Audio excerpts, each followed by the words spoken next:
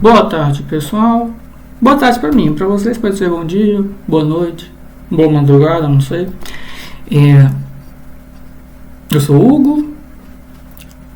Vou continuar nosso adorável passeio pela Lei 13.979, pelas conclusões e os debates que tivemos na Câmara de Modelos, certo?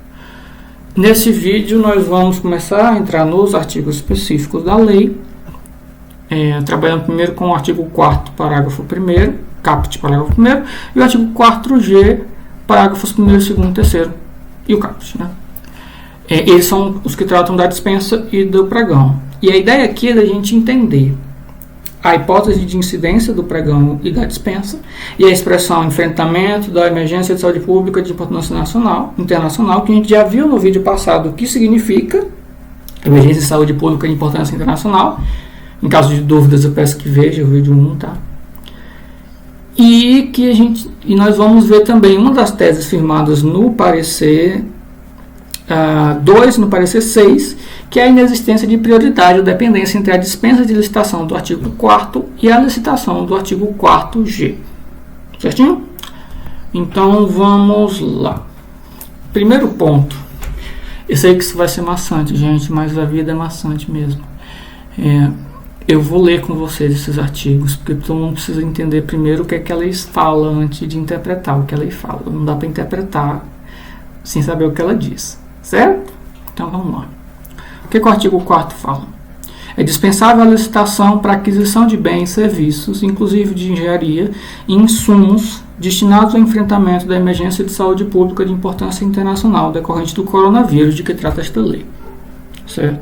O 4G, caput do 4G, ele é análogo a isso, fala mais ou menos a mesma coisa. Ele vai dizer, nos casos de licitação na modalidade pregão eletrônico ou presencial, cujo objeto seja a aquisição de bens, serviços e insumos necessários ao enfrentamento da emergência de que trata esta lei, e para aí, certo? Então, a aplicação da lei é para bens, serviços, inclusive os de engenharia, destinados ao enfrentamento da emergência de saúde pública de importância internacional. Certo? Na parte do artigo 4º, o parágrafo 1º vai estabelecer a temporariedade da dispensa, dizendo que a dispensa de licitação é temporária e aplica-se apenas enquanto perdurar a emergência de saúde pública de importância internacional decorrente do coronavírus. E essa temporariedade está prevista para a própria lei, porque o artigo 8º prevê a temporariedade da própria lei, também vinculada à emergência de saúde pública de importância internacional. Então, é mais um reforço. Enquanto que no 4G, o 4G já traz mais algumas previsões pontuais. Ele vai dizer que nos pregões de que trata a lei, os prazos dos processos licitatórios serão reduzidos pela metade. E se o prazo for ímpar, quando o prazo original de que trata o caput for ímpar, será arredondado para o número inteiro antecedente. Quanto a esses prazos, eu recomendo vocês checarem o site do Comprasnet, no link abaixo, tem os prazos que foram modificados. E a gente pode até discutir quais prazos são processuais, quais não são processuais. A Câmara optou por não entrar nesse ponto. Seria uma discussão muito infrutífera, porque na prática os prazos que vão imperar são os prazos previstos no sistema.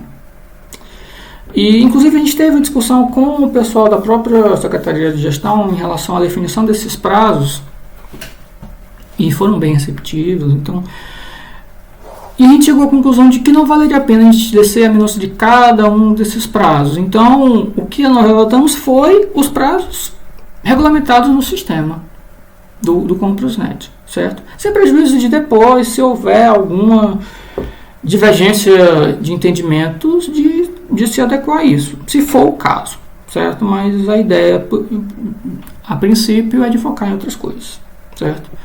Quanto ao 4G ainda, a previsão de que os recursos dos procedimentos licitatórios somente terão efeitos devolutivos. Havia algumas previsões de efeito suspensivo, todos são igualmente efeito devolutivo, aí vai caber ao pregoeiro, à equipe respectiva, eventualmente deferir um efeito suspensivo, se for o caso.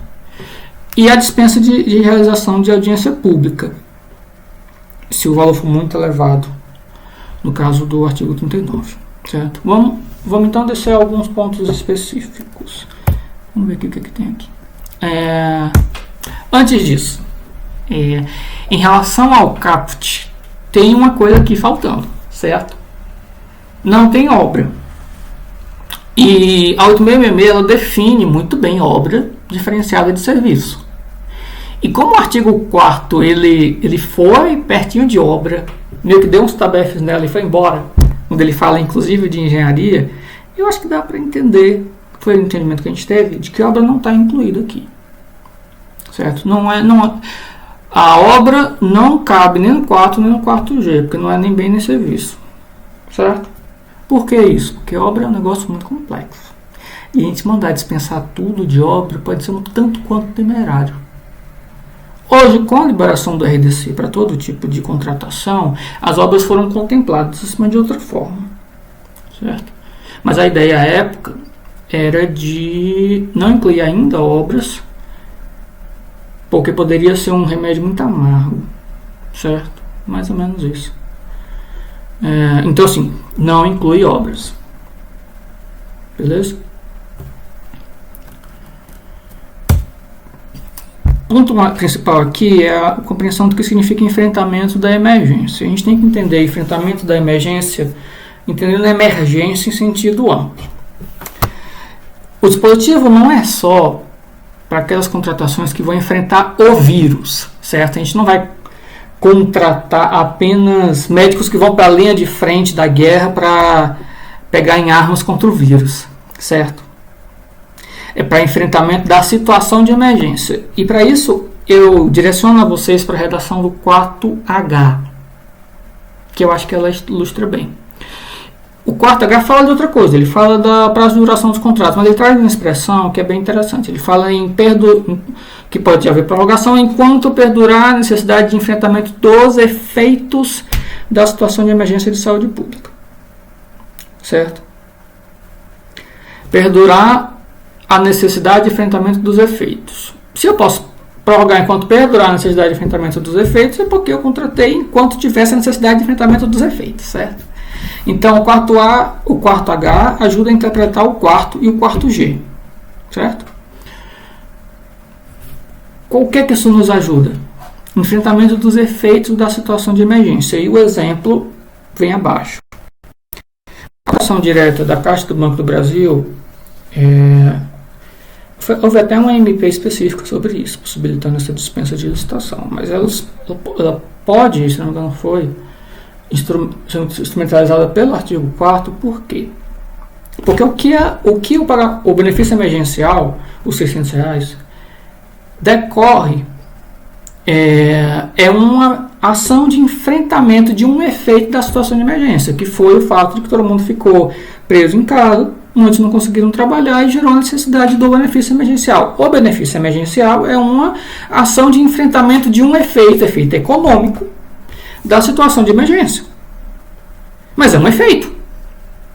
E se aquela contratação vai atender a um efeito da situação de emergência de saúde pública decorrente do coronavírus, do surto de 2019, ele pode ser contratado por dispensa. Ou por pregão com prazo reduzido à metade, certo? Então a emergência, ele não necessariamente é a emergência no sentido de linha de frente contra o vírus. É emergência no sentido de efeitos da situação toda. Se eu vou enfrentar alguma coisa, com um exemplo dado numa palestra que eu vi, se a situação de emergência gera a necessidade do governo adotar teletrabalho para todo mundo. E aí, por conta disso, ele teve que comprar uma licença X de um programa de videoconferência. Essa licença temporária, ela é para atender ao enfrentamento de um efeito da situação de emergência, que é um número muito maior de videoconferências. Por exemplo, você poderia fundamentar no artigo 4º, porque é um enfrentamento da situação de emergência, para que a máquina não paralise por conta da situação que sobreveio, é feita essa contratação. E aí eu faço uma observaçãozinha no final. Por favor, gente, pelo amor de Deus. Como toda hipótese de dispensa, não banalizem. Não façam exercícios assim mirabolantes, não estiquem a baladeira. Ah não, porque a gente tem que contratar nosso serviço de copeiros de sempre, por dispensa de licitação, porque a copeira deixa o local limpo e porque isso é enfrentamento. Se você fosse fazer aquele contrato sem a pandemia, ele não vai ser um contrato, vai ser feito por dispensa, certo? Por que eu peço para não banalizar? Porque se você banaliza um instituto amplo, o órgão de controle, ou até a jurídica correspondente, vai responder de rebote limitando a amplitude de um modelo. E esse modelo aqui da lei, ele foi feito para ser amplo porque a gente está numa situação de emergência. E é para dar mais instrumentos para o gestor. Então, se restringe esse instrumental, a gente pode ter alguns problemas, entende? Então, se você consegue traçar uma linha, a gente vai ver isso no próximo vídeo, mas traçar uma linha entre a contratação e o combate à situação de emergência, aí os efeitos da situação de emergência, beleza, mas não estica a baladeira, certo? Mas a ideia é essa. A emergência é vista em sentido amplo, pode ser direto, pode ser indireto, pode ser efeitos econômicos, podem ser efeitos sociais, podem ser... mas algo que tenha surgido em razão da pandemia, certo? Não pode ser uma contratação que você faria, independentemente de ter ou não a pandemia. E um último ponto é a equivalência de importância entre a dispensa e o pregão. E eu quero que vocês comparem um pouco a situação dessa lei com a 8666.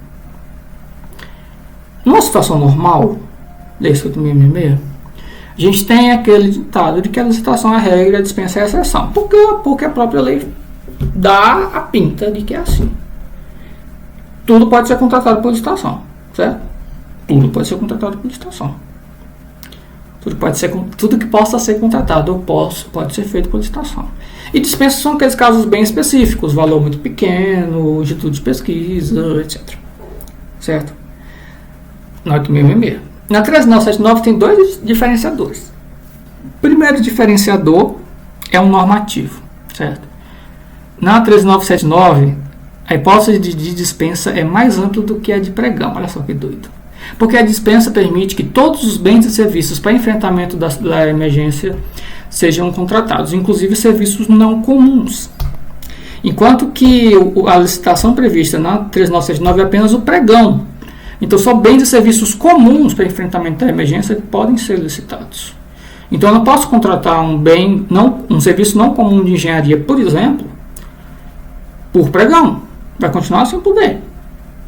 Então, nessa situação, a dispensa prevista na lei é mais ampla do que a licitação. Então, já fica estranho a gente dizer que a dispensa é a exceção, certo?